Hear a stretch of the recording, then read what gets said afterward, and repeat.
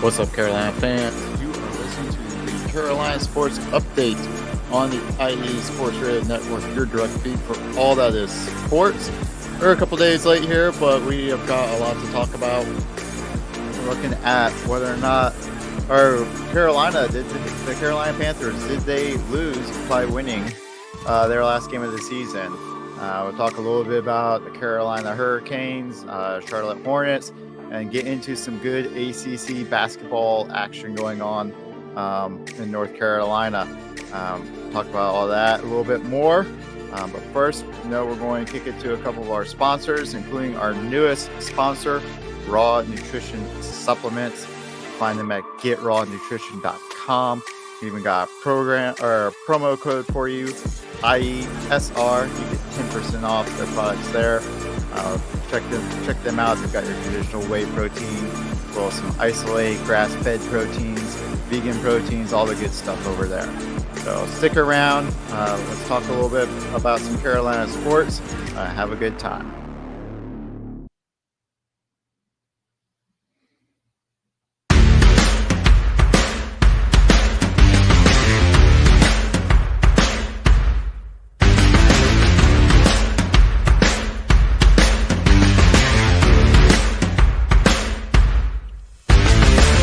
IE Sports Radio fans, this show is brought to you by Planet Jerky Premium Brisket Beef Jerky.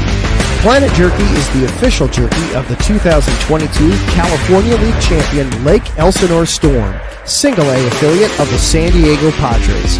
This all brisket jerky has gluten-free options, contains no MSG, no sodium nitrate, is low in sugar, and high in protein. Go to their website at planetjerky.net and follow them on Instagram at Planet Jerky. Planet Jerky, the jerky that's on a whole other planet.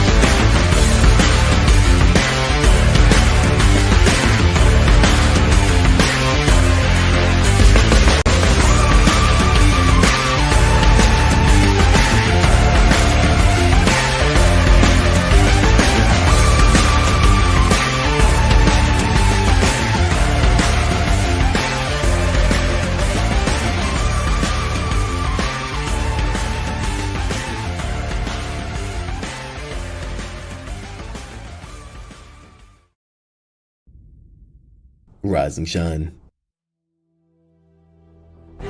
It's 4 a.m. The stars are still out.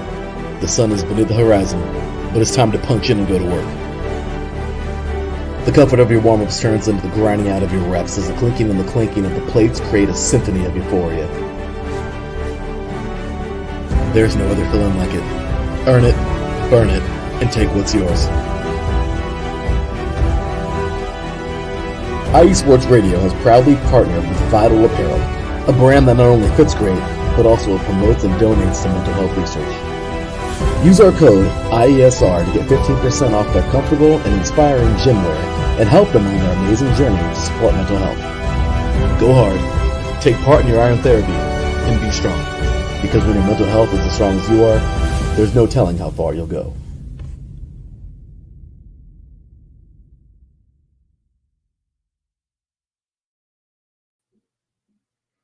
All right, welcome back, everybody, to Carolina Sports Update here on IE Sports Radio, your direct feed for all that is sports. All right, let's get into it. Talk some Carolina Panthers. Finished off the season strong, in my opinion. Had a great game here against the Atlanta Falcons. Went to Atlanta. Really strong game, probably the best game, I think, by far for Bryce Young. Certainly this season, some people might kind of put up with last year's game against Green Bay, but I think this was just Bryce Young was just on the money this whole game. Dominated the Atlanta secondary, start to finish, really, except for a couple of, I think, series, kept the offense moving, clicking along, and up and down the field. They didn't score at will, but when they needed to score, they got out there and he drove this team down, got the points they needed when they really needed it, and ended the game here. You've seen that ticker 25 of 37 for 251 yards, 3 tutties, including a awesome dime to the back of the end zone. Tommy Tremble was back there, and Bryce Young was feeling it strong with the turnaround touchdown notification before the ball was even in Tremble's hands. And thank God Tremble caught that ball, because if he had not caught that ball, I think everybody would have beat the daylights out of him for that. So Tremble held up Bryce Young's call there, and with a confident touchdown call. And he pitched, chipped in a couple more touchdowns on the ground. 5 carries for 24 yards, not a whole lot of yardage, but scrambled when he needed to, extended plays, and like I said, threw in 2 touchdowns too. So, that is about as complete a game as you can have as a quarterback. No INTs, and just had a hell of a game there. So good on Bryce Young coming back from being benched. Talked a little bit about it in the beginning of the year. I made a couple comments like talking around on Twitter. My thought was that benching was not the end of Bryce Young. We would see. I didn't know that we would see him back as quickly as we did. Of course, car accident for Andy Dalton brought him back probably a little bit quicker than I think they were planning. But I definitely had the feeling that they were going to have Dalton play through several games, see where they ended up maybe after the bye, going into late November, how things were going, how Bryce Young was progressing. Back off the on the sidelines and off the field, and how things were going with him and his coaching. And then maybe towards the end of the season, it was pretty clear it was a lot to play for. Maybe he'd come back in, a lot less pressure on him, be able to just kind of get out there and sling it. But came in, like I said, a little earlier than I expected.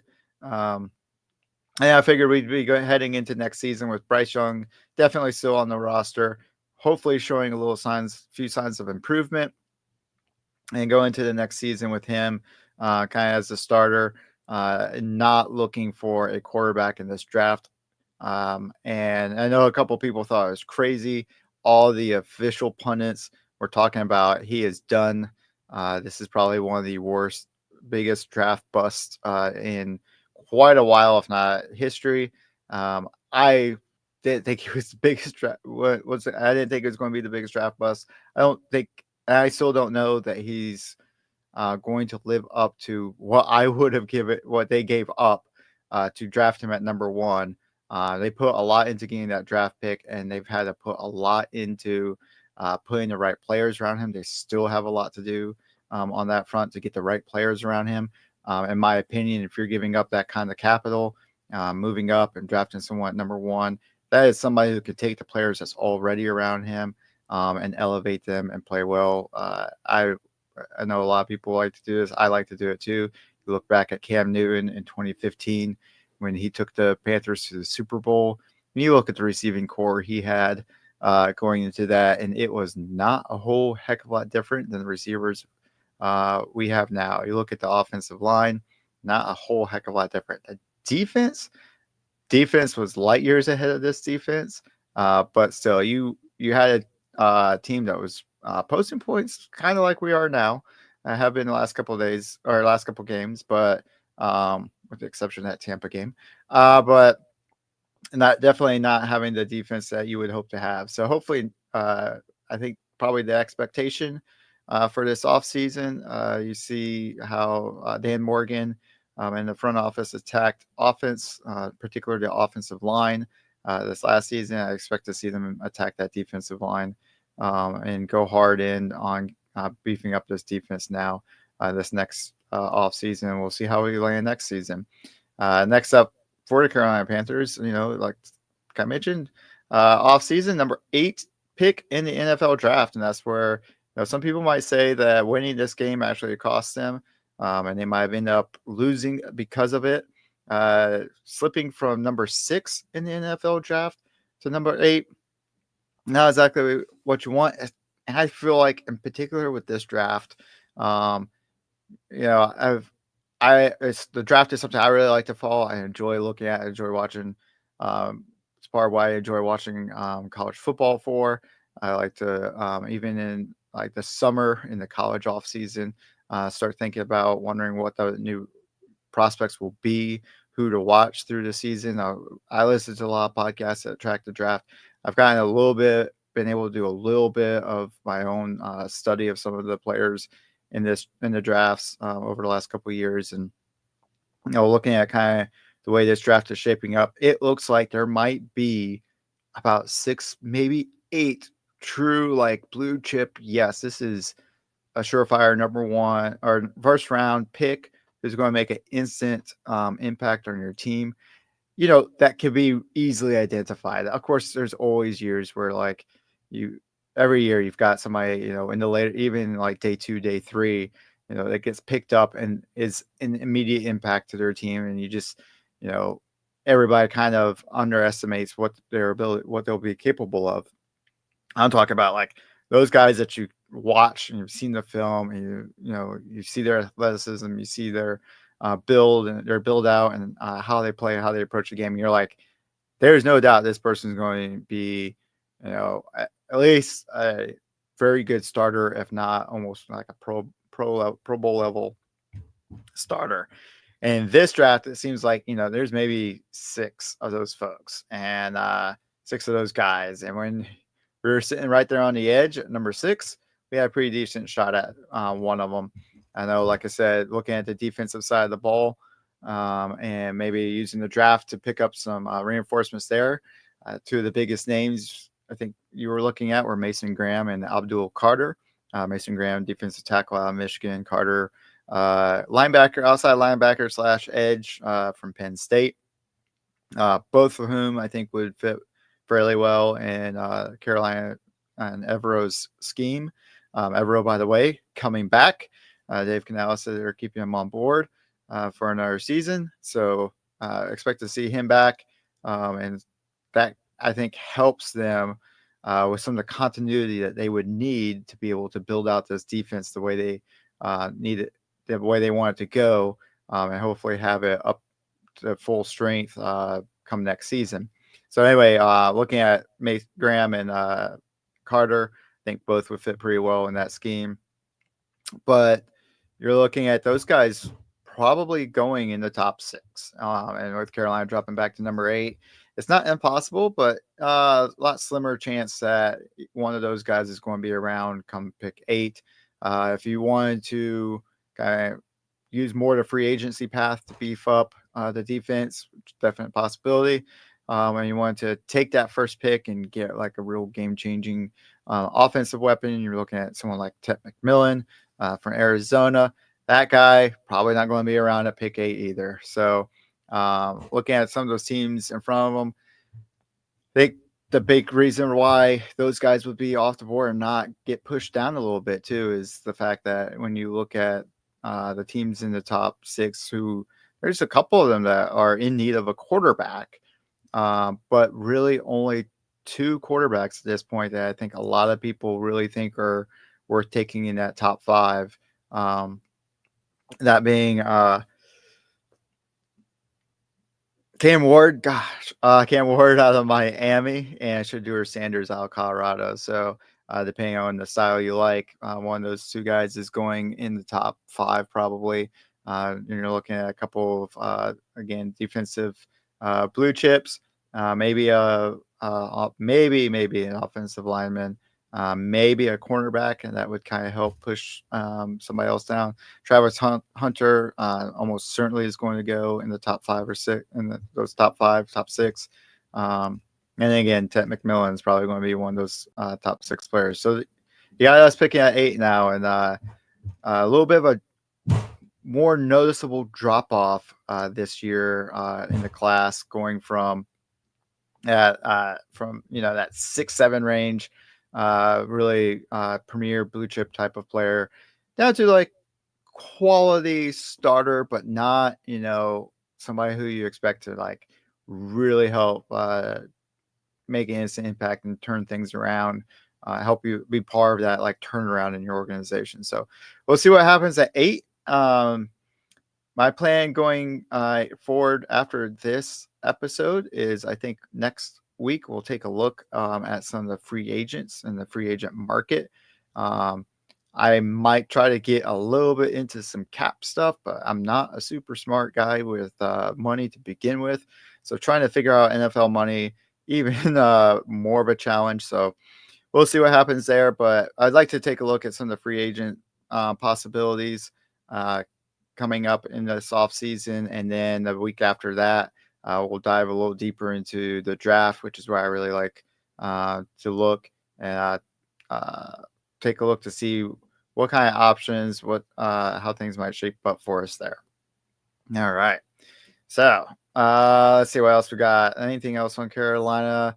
Again, kind of going back, one more note here, going back to that comment about the defense. You look at our defense from this year, and definitely took a big hit, and as it surrendered the most points by any defense in NFL history. So we got that going for us. Number one in points surrendered for defense, and not exactly where you want to be, what you want to have, but that's where we're at right now. So a little painful, but I think nowhere to go but upright. And I think there'll be, I think, like I said, Dan Morgan front office there will do a really good job at targeting and focusing on that defense and getting it beefed up.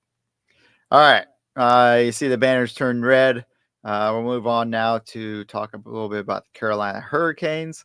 They have been, it's been, a little over a week since we last checked in. It's been about 5 games for those guys.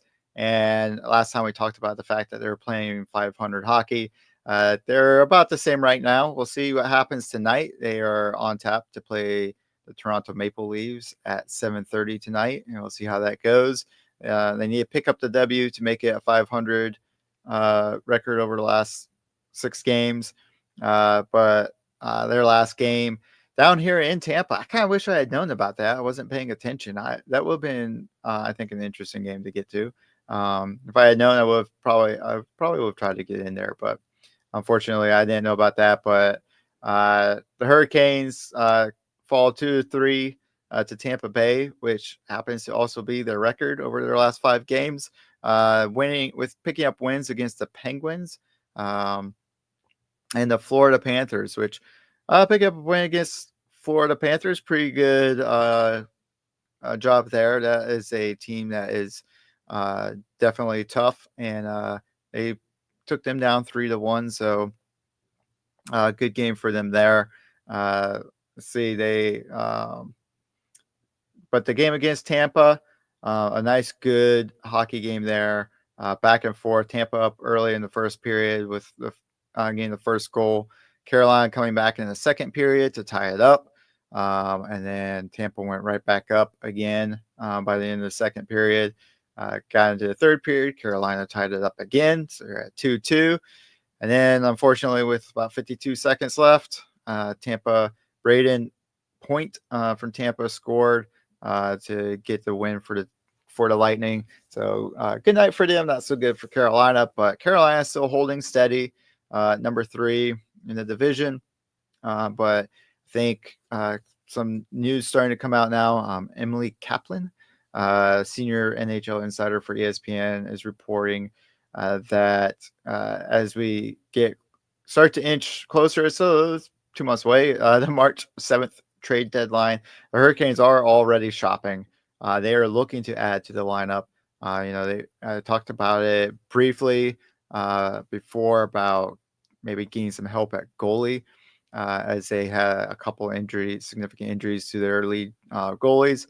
We've talked about before too, where if Carolina almost kind of needs to have a 4-goal night, three-goal night on occasion, but almost has to have a 4-goal night to really have a chance at getting a win. And that's been almost since the beginning of the season. And fortunately, they've got the offense to produce it, but they, on the occasions they don't, they're looking at 2 or 3 goals.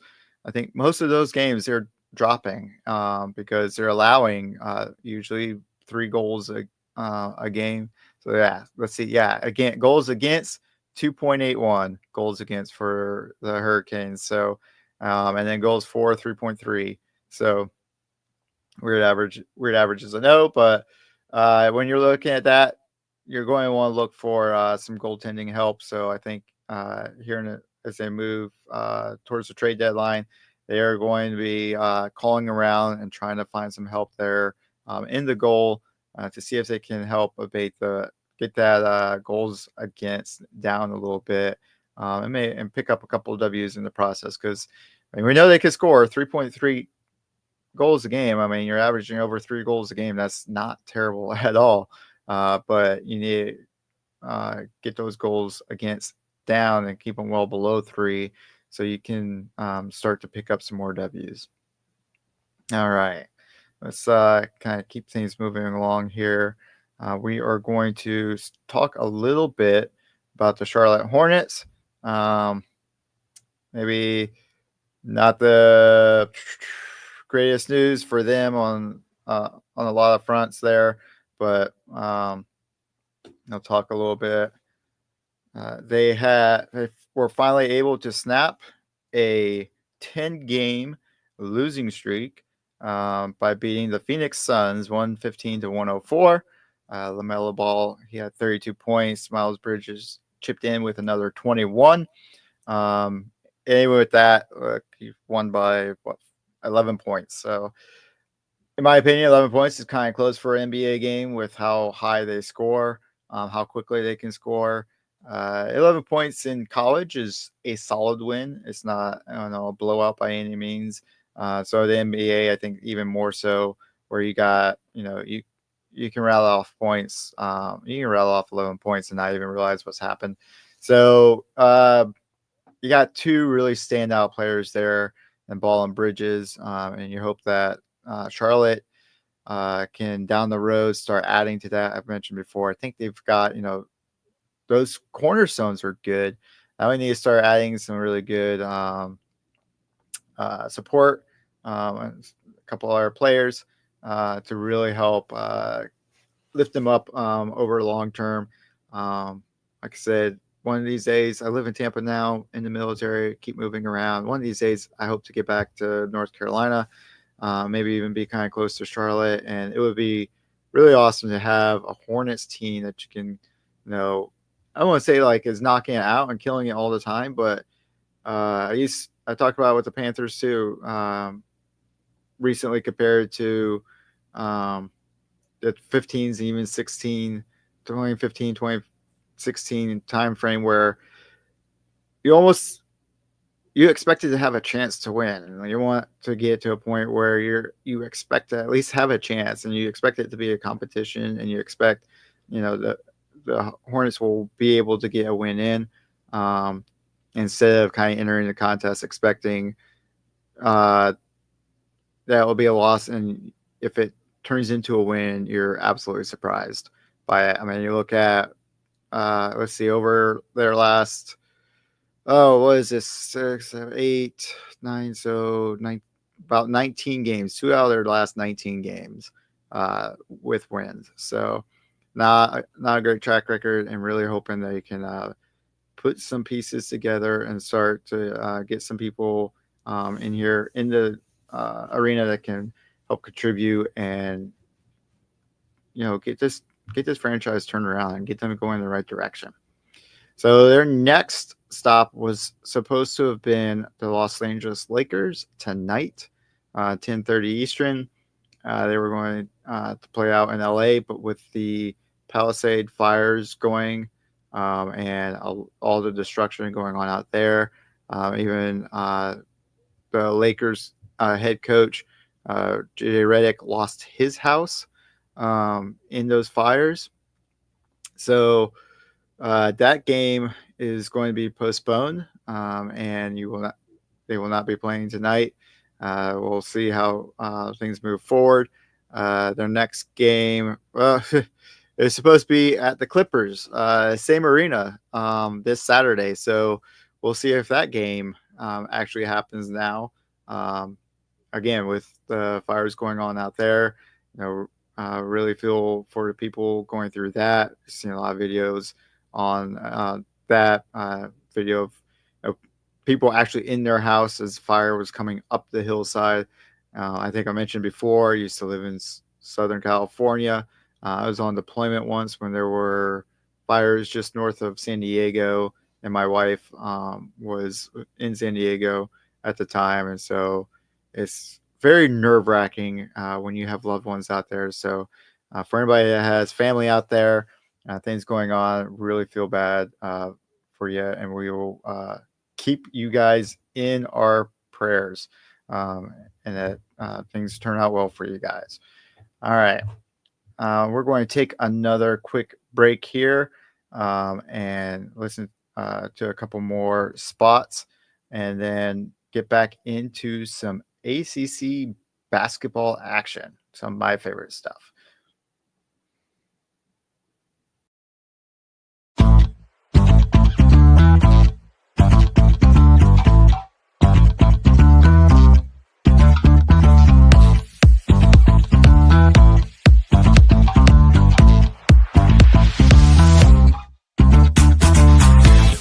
Hey there, IE Sports Radio fans. Be sure to check out our sponsor, Seal the Deal Wax Seals by Cecilia B. You just finished your very own wedding or baby shower invitations and you're looking for that extra special touch? Maybe you just wrote a letter to a relative or a friend and you want to add to their smile when they receive it. Then seal the deal with Cecilia's handmade sealing wax stamps for your invitations, letters, and gifts. You bring the deal, we'll bring the seal. You can find them on Instagram at sealthedeal_wax stamps and on Facebook, Seal the Deal Wax Seals.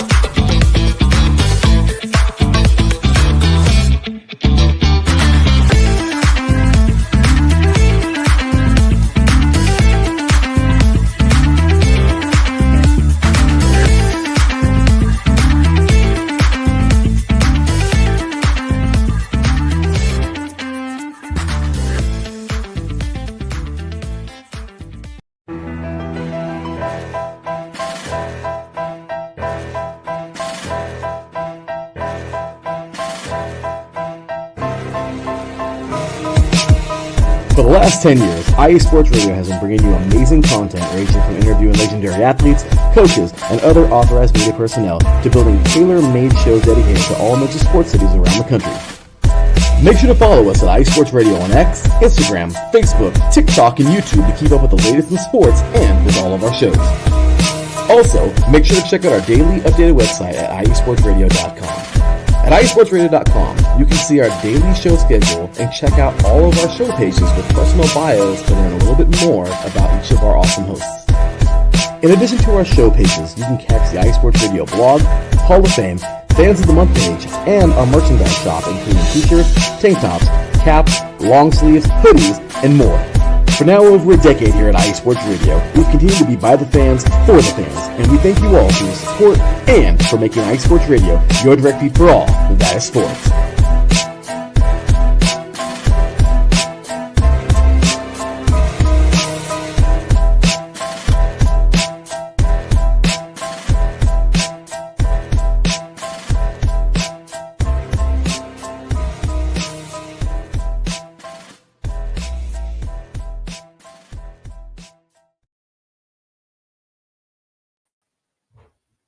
All right. So welcome back. Welcome back. Let's get into some ACC action here. I think I actually missed a spot that I was supposed to do, so I'll make up for it in the next break that we have. Sorry about that, guys.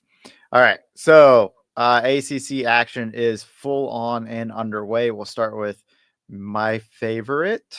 UNC Tar Heels are up and at them. They helped give SMU, Southern Methodist, a very warm welcome to some ACC basketball.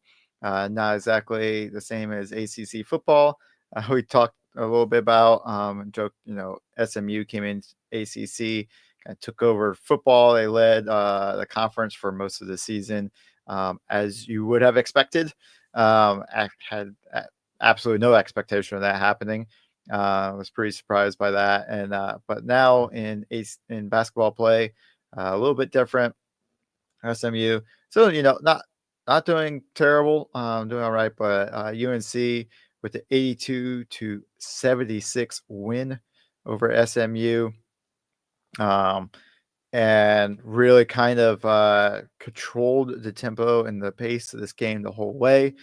UNC got aggressive early, really starting to buy into defense, which is becoming a little bit of a theme for these guys under Hubert Davis. And like, there's been a couple seasons now that the first few games in particular are pretty rough.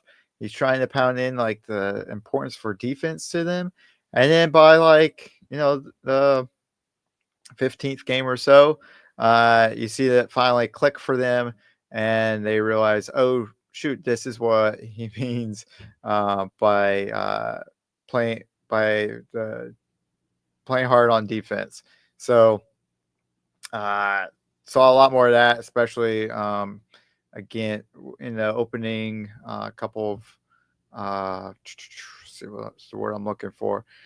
So in the opening minutes, Elliot Cadeau matched up against SMU, bringing ball down the court. SMU was bringing the ball down the court after Cadeau had just buried a 3-pointer, his first mini for this game, and really just swarmed the SMU player and created a turnover and a quick and easy layup.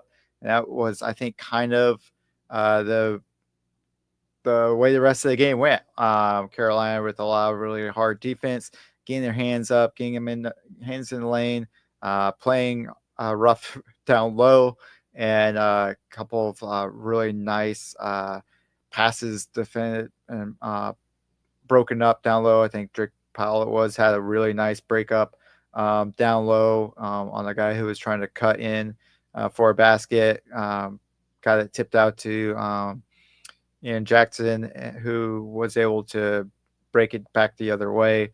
I think between him and Cadeau, one of them was able to kind of put that basket away too. So just really good traditional Carolina transition basketball there. Maybe not quite as traditional as their heavy guard play. We've talked about this a little bit before. I mentioned that with not having the power forwards down low that they've had, or even just a straight up center playing low, you're going to see a lot more outside guard play, and there are going to be games where UNC looks like this. They're on fire. I think they shot over 50% for the game, including 50% from three. And when you get games like that, when the ball is going in the basket, Roy Williams always said everything looks better when the ball goes in the basket. When you've got games like that, UNC is going to look like a freaking juggernaut. They're going to look incredible, and they're going to have some really big wins. Looking at SMU, 11-4, 2-2 in ACC. Not a slouch of a team.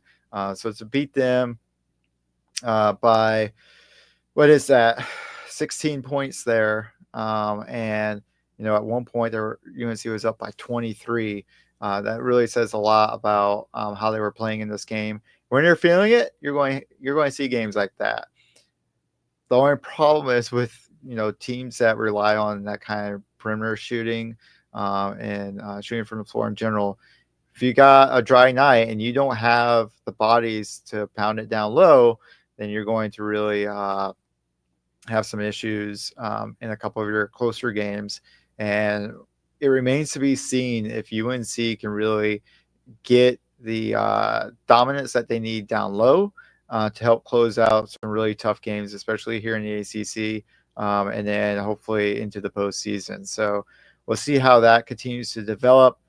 Drake Powell, he's a guard, but played well down low. He and Jackson are both playing really good basketball right now. Jackson in particular, he had 18 points in this game, and he's averaged just over 20 points a game for his last 4 games. He is like, he's a deal. He's on fire. He's playing really, really well, and really glad to see. I think Davis was similar to Roy Williams in some regards, to where, you know, freshmen were not put into the lineup as quickly as, you know, some people would like. But I think he's been a little more flexible this time around. He recognizes Jackson's potential and how well he's playing. So he's getting him into the rotation a lot sooner than maybe he would have done it in the past. So it's good on him for getting Jackson in the lineup and getting him out there and playing as much as possible, because that guy is a scoring machine, and we're probably going to need it. So great to see that happening there. Let's see. Just prior to that, North Carolina took down Notre Dame at Notre Dame. Another really good game, mostly back and forth, although Carolina got up by double digits a couple of times. And that's where I talk about, you know, like 11-point win in the NBA, you know, 11-point win in college basketball seems pretty solid, but even leading by double digits in college basketball, it does not take much. It takes a couple good shots, a couple stops, and maybe a nice and one type of situation, and you could be right back in the game really quick. And that's exactly what Notre Dame did to Carolina. Got back into the game real quick after coming back from about 11 down. We're up by 3 with around 4, I think, under 5 seconds to play. Elliot Cadeau, who I have kind of complained about his execution late in games. Awesome in this game, like flawless. Able to get great defensive play, knocking a ball off a Notre Dame player and out of bounds to kick possession to Carolina, and then brought it down very calmly, took the 3-point, set himself up, took a 3-point shot, buried it to tie it, and then was fortunately fouled in the process. So he had a and one, like I just talked about, and took advantage of that to put Carolina up by 1 point, and then another good defensive showing at the other end of the court as Notre Dame tried to come down and crash it in for a quick layup, but unable to get the ball off in time. Buzzer sounded before the ball left player's hand, and UNC escapes with that 1-point win at Notre Dame. So next for the Tar Heels will be NC State. I know Tar Heel fans are going to get up for that one. You know, for the past several seasons, it's been kind of I don't want to say I call it a gimme game, but it's been one of those games that you really expect Carolina to go in there, even playing at Lenovo Stadium or the Lenovo Center. I expect Carolina to win that, but the way things are going this year, you know, NC State, we'll talk about them here in a minute. They're sitting at 9-6. Carolina's 10-6, pretty close there. State's 2-2 in ACC play. Carolina's 3-1. That's going to be a tight game there, folks. I don't think that's going to be a pushover. It's going to be really strong, really hard back and forth. I hope the players can get up for it. You know, the State players are going to be all about it and looking to pull that upset. So we'll see how that one goes. That will be this Saturday, along with pretty much every other ACC game. Will be going down this Saturday at some point, but 4 p.m. you can catch UNC and NC State. Good basketball game there to watch them duke it out. All right. Next up, we're going to take a look at a team down the road, team I love to hate, but I know there's some great fans out here right now that love their Blue Devils. They have just been absolutely crushing it right now, almost to the point that I don't want to talk about it, just, you know, not just because, you know, I'm a UNC fan, and but also just like it's kind of boring with what they've been doing. They have destroyed teams so far. They just beat Pitt 76-47. And they are absolutely cruising through the ACC. Their last 3 games we talked, last week, they beat Georgia Tech. That was an 82-56 win. They follow that up against Virginia Tech, 88-65. And then they also took down SMU 89-62. So, punching, well into the 80s against ACC competition. You don't expect it to be that, I guess, stand out. Average margin of victory, you see it there. They're crushing people by an average of 26 points. But these are the kind of games, like, if you're, I don't call it old fashioned because I don't want to say, the 1990s were old fashioned. But for me, growing up in the 90s, we took a couple bumps. UNC did in the early 2000s, and then kind of got back into form, especially in the early Roy Williams years, where Duke and UNC would come out and just, for the first part of the ACC season, kind of crush teams, 15, 20-point victories over some of the other teams that, frankly, just did not have the recruiting power that Duke and UNC had at the time. NC State would get in there every now and then. You might have someone like Florida State would kind of challenge here and there. Wake Forest, did it a couple times, but for the most part, like, UNC and Duke really ran the ACC.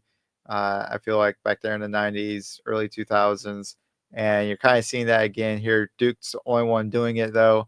They're number 1 in the conference right now, and for good reason, because they're just cruising through. They're number 4 in the nation. Next behind them is Clemson, and then you got Louisville and Pitt, both sitting at, or Clemson and Louisville both sitting at 4-1.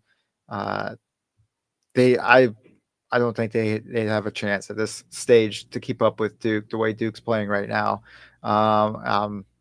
We'll see how things go here next month when UNC faces him, but Duke is a powerhouse to watch, and they are showing, per usual, their strength and just how good they are here in the regular season and as ACC really gets ramped up and gets going. Their next opponent is Notre Dame.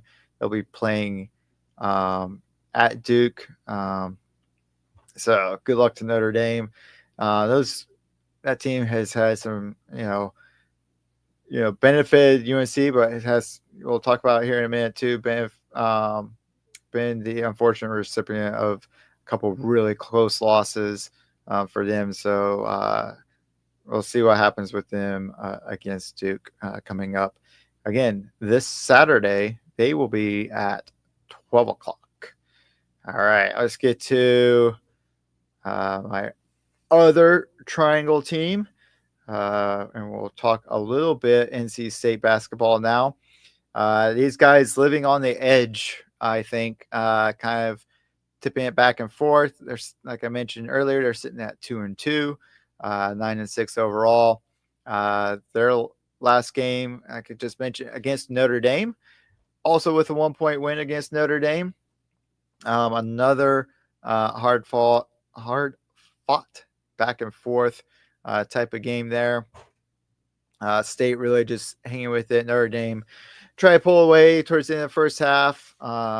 Stayed ahead beginning of the second half, but then NC State, look here, they came back, tied it up, because in college basketball, if you don't put a team away, then you stand a very good chance of them fighting their way right back into the game. And we've seen UNC do it a couple times now against Kansas, for one, where they were down by as much as 20 and fought their way back into the game. NC State did exactly that. Got down by double digits a couple of times in this game, but managed to always fight their way back into it. And then trailed right up until the very end when they took the lead, and were able to finish off or hold on again against Notre Dame. I think Notre Dame had a last gasp attempt that was blocked, and NC State ended up pulling out that victory by 1 point. And like I said, Notre Dame just some really unfortunate 1 point defeats going on, but great for state of North Carolina. What I would call true ACC country, kind of taking control and showing what ACC basketball is all about. I talked about already. Next up for NC State will be UNC, just like I talked about with Notre Dame, and NC State coming back, fighting through that game, down by 10, fought back into it. Expect to see the exact same kind of fight when they play UNC. Carolina could be up by 18. I'm still going to be sweating bullets over there, standing up, pacing back and forth, watching the game, praying that NC State does not fight their way back into that game. But with this win against Notre Dame, they snapped a 2-game skid. Both ACC opponents losing to Virginia and Wake Forest. That puts them at 2-2, as I mentioned, in the ACC. They're right there in the middle of the pack, maybe like just one down from the middle. And sitting, it's early. There's still a lot of movement possible, but they're sitting right there in the middle, doing their thing. Like I said, kind of living on the edge. Some close games for them, but overall, just kind of biding their time. We'll see what happens. We'll see how they do, like I said, against North Carolina. If they can get that win against North Carolina, you can see them using that as kind of a springboard to get themselves back up the standings of the ACC. They got Virginia Tech, followed by California after North Carolina. Could get North Carolina, probably nip Virginia Tech as well. And then we'll see how things go with California, new member of ACC. One would hope that they could, again, kind of defend that North Carolina traditional ACC, the traditional North Carolina ACC standard bearer. All right. Let us move on now to Wake Forest. We're going to head out west a little bit there and talk some Demon Deacons. So their last game. So weird the way these schedules worked out, but their last game, they talked about NC State, lost 2 in a row, one to Virginia, and then followed up by Wake Forest. And we will talk about that game now with Wake Forest taking down State 77-59. That puts them at 3-1 in the ACC, tied right there with North Carolina, 11-4 overall. Wake Forest having a nice season so far. That's something Wake Forest does pretty often. They may not always have the flashiest, biggest name players. I mean, always be riding around in the top 20, top 15 of the national standings, but they always have fairly strong, consistent teams that can give you some trouble if you're not careful. So Wake Forest taking down State. They shot 55% in that contest. Really great shooting team there. And they are now, like I said, 3-1 ACC, 11-4 overall. Their next up is Miami. They will be down in Miami again this weekend. 5:15 is their tip-off time. That should be a good one for Wake Forest. Miami's 0-4 in the ACC this year. Their head coach just retired because he couldn't hang with the NIL environment of college basketball anymore, and had to ended up deciding to leave. So Miami's in a little bit of disarray. So you expect Wake Forest here to get a good win against Miami, continue to kind of hold their place there in the ACC standings, and then they'll follow that up against Stanford and Virginia Tech.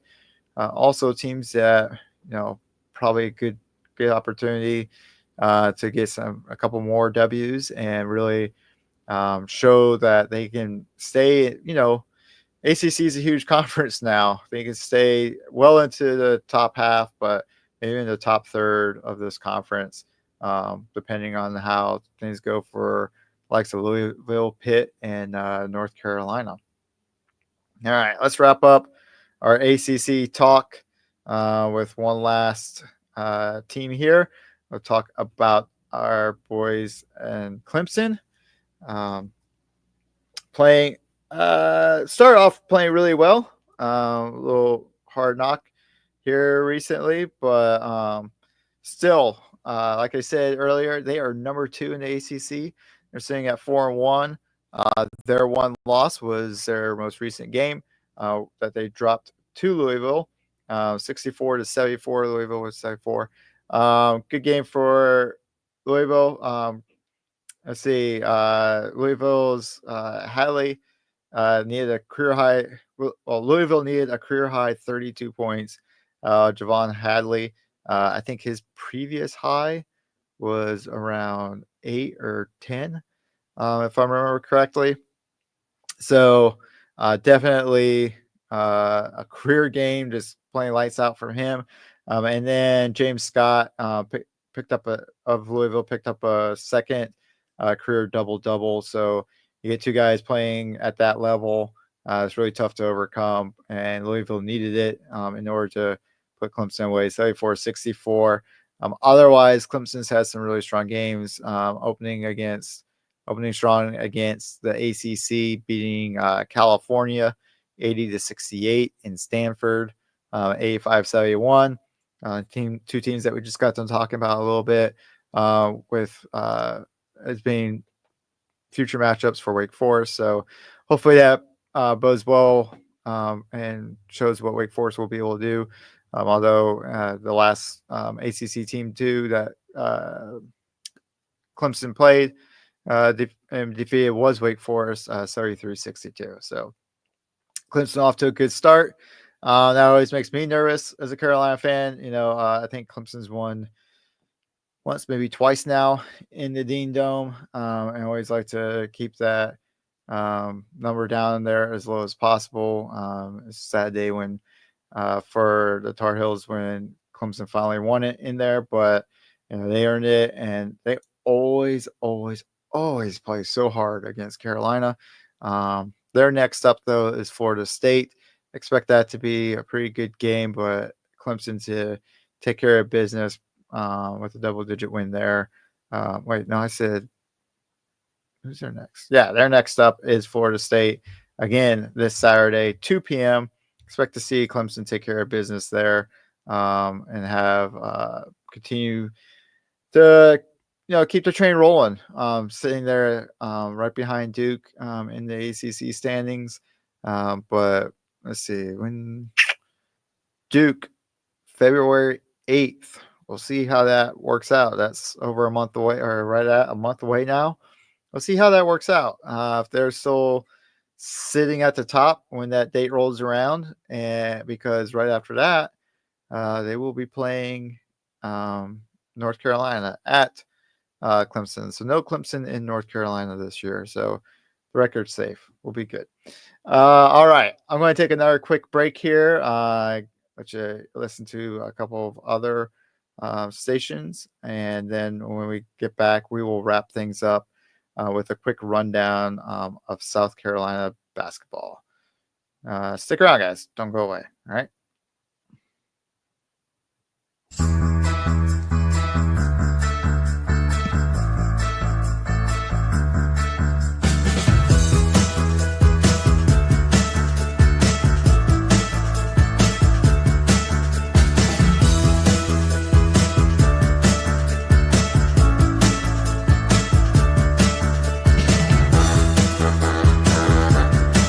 What's up, New York? This is Ricky K coming at you at the NY State of Sports, a new show here on IE Sports Radio, your direct feed for all that is sports. Listen to me every Thursday afternoon as we bring you the latest takes on the Yankees, Mets, Jets, Giants, Knicks, Nets, Rangers, Devils, and Islanders. Plus, you get some college hoops and what's the local sports events going on in the area. It's a state that never sleeps, so why not get the opinions and sports takes that never sleep? Again, every Thursday, 2 p.m. to the NY State of Sports. We'll see you then.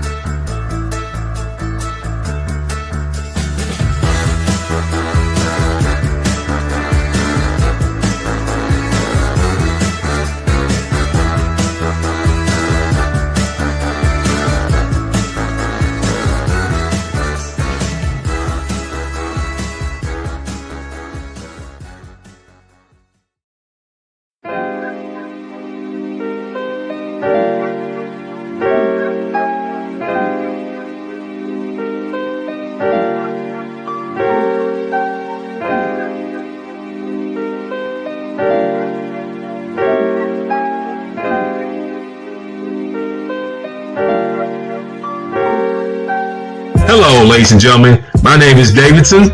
It's your boy Dentarius Locke. And we're the hosts of Fast Break here on IE Sports Radio, where we discuss everything in the world of basketball from prep to the pros. You guys should definitely check us out, man. Sunday, 8 p.m. Eastern, 5 p.m. Pacific. We got all the basketball information you guys need, so we look forward to you guys listening in. And please do, because we are the best basketball show on this side of the Mississippi. And please do check us out on Twitter at FastBreakISR. D-Lock, where's our time again? 8 p.m. Eastern, 5 p.m. Pacific. That gives you guys plenty of time on a Sunday. Tune in.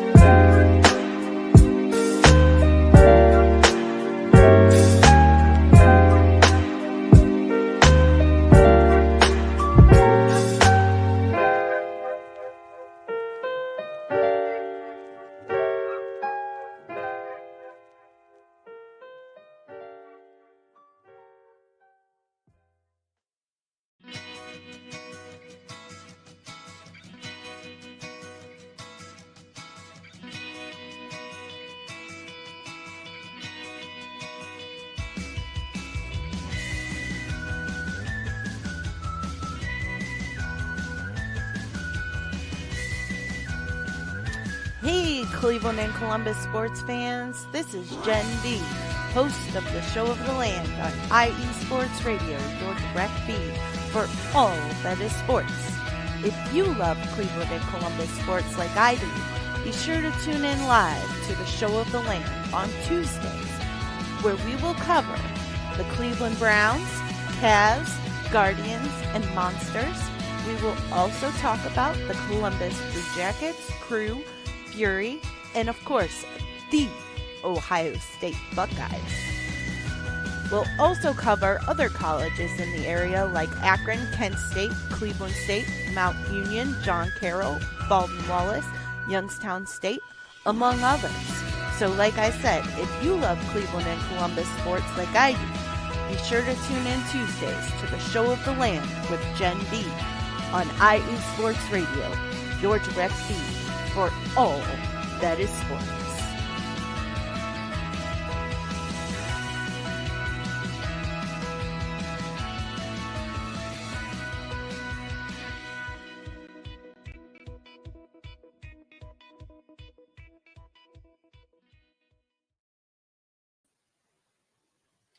All right, welcome back, Carolina fans.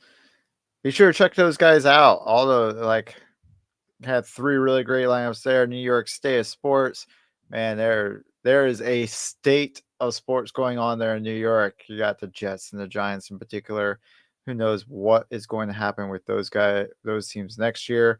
Always something weird and fascinating going on. At Fast Break, if you are into basketball, which I think a lot of folks watching this are, man, from prep, college my favorite, all the way up to pro.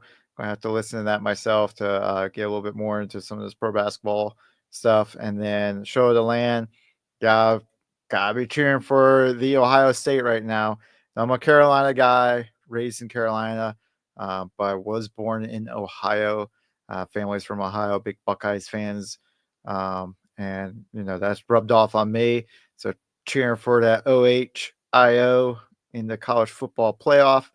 So be sure to check out Jen on the Show of the Land, and be able to catch up there on the Buckeyes and other Ohio sports. All right, let's get back. Last conversation here before we wrap up.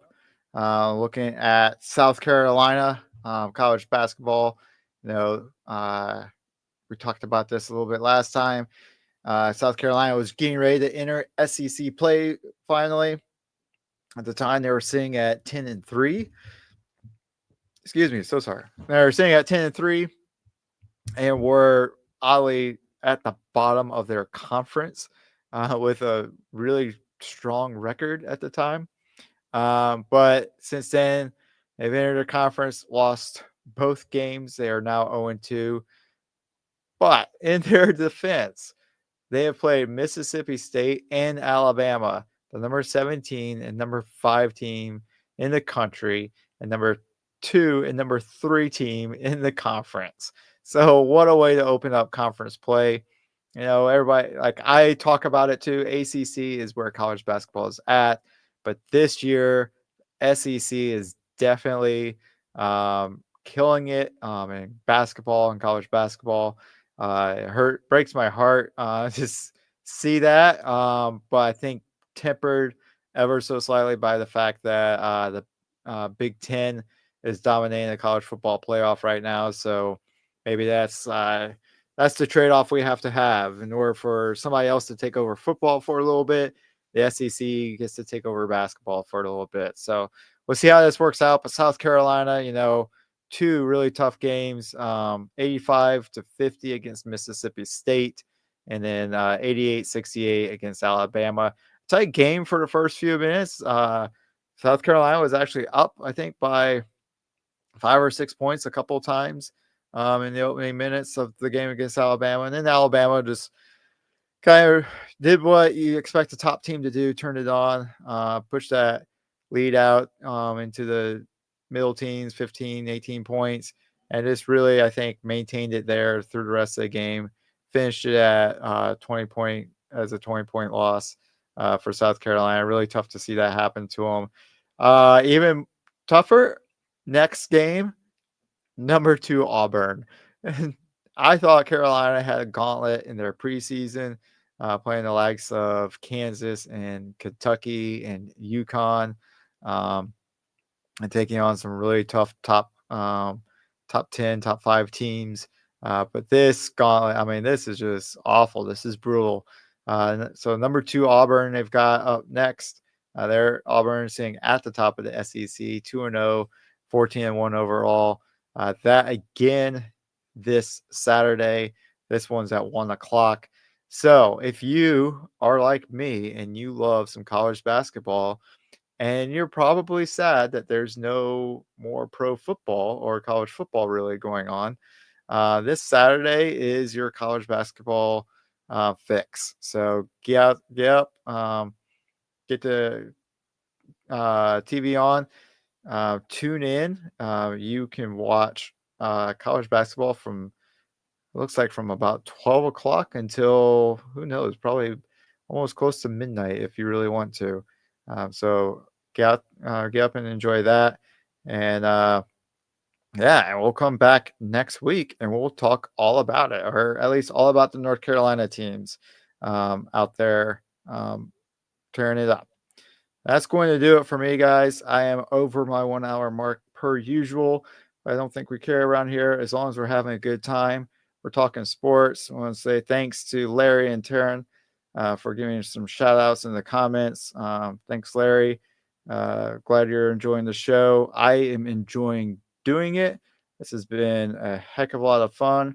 Looking forward to learning more about the system we got here. Hopefully start incorporating some new things, some new logos, things like that. Or not new logos, but some new graphics.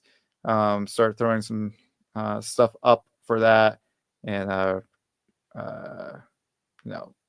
spice this thing up a little bit here. All right, you guys, that's going to do it for me. I'm out of here. Y'all stay safe and enjoy your teams.